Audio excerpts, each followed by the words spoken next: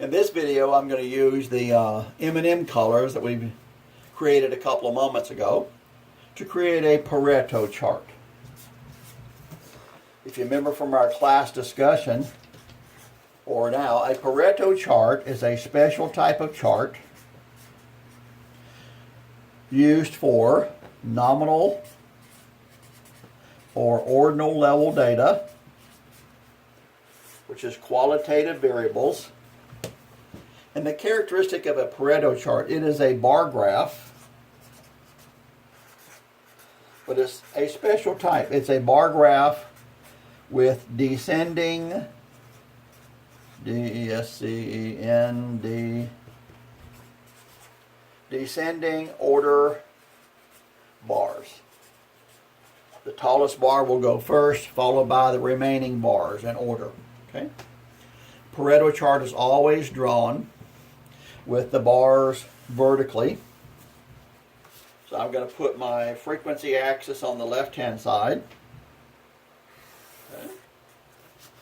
My horizontal axis will go along the bottom. And I'm just using these construction tools so I can make you a much neater picture without making it look sloppy, because I want you to be able to look at this later. Okay. This is my frequency scale. This is my data scale. Okay. The similarity between a Pareto chart and a bar graph is, in the bar graph, as we drew before, you have gaps between the bars. For a Pareto chart, imagine taking each of these bars, putting them in order from the tallest to the smallest, and then shoving everything to the left. So you have to rearrange the bars, putting this one first, then this one, then those, and then shove them all the way to the left with no gaps. Okay? I'm going to use the same scale I used a while ago. 1, 2, 3, 4, 5, 6. Now, if I was smart, I would sit here and copy that scale onto my piece of wood. 1, 2, 3, 4, 5, 6. So I can use it later. Now I've got a scale on my piece of wood. Okay.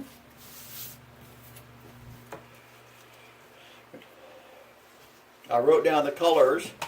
The brown had the most with 6, so I'm going to start. You always put, in a Pareto chart, you do not have any gap here. The first bar goes directly against the wall. So I'm going to draw my first bar up to 6. Okay. No gap. My second one was green. There were 5 greens. So I go up to 5 on green. Then my next color, there were 3 blues. So blue would go following.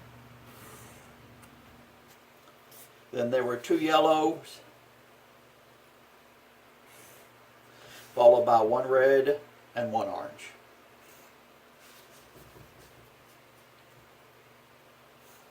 Okay.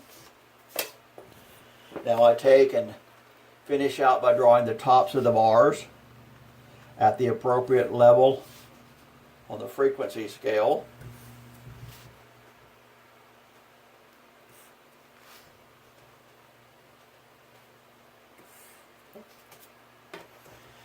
I need to write my frequencies in. 1, 2, 3, 4, 5, 6. Okay.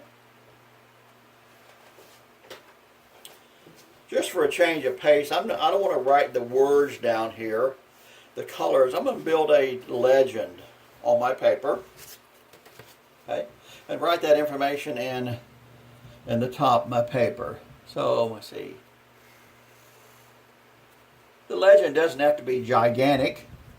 It just needs to have enough. Okay.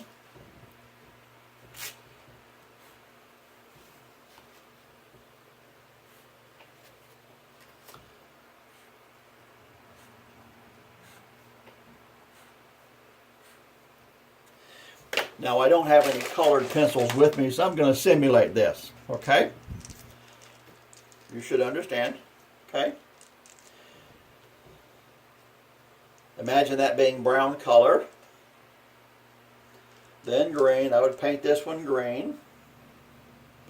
And then I would paint the next one blue. And then yellow. I need a yellow M&M. Followed by red and orange. Red and orange have the same frequency, so it doesn't matter which one you list first. So imagine those as being colored. Okay? In a Pareto chart, then you would make the color of each bar correspond to the color of the paint, and then you would write the words. Brown, kind of obvious. Green, blue,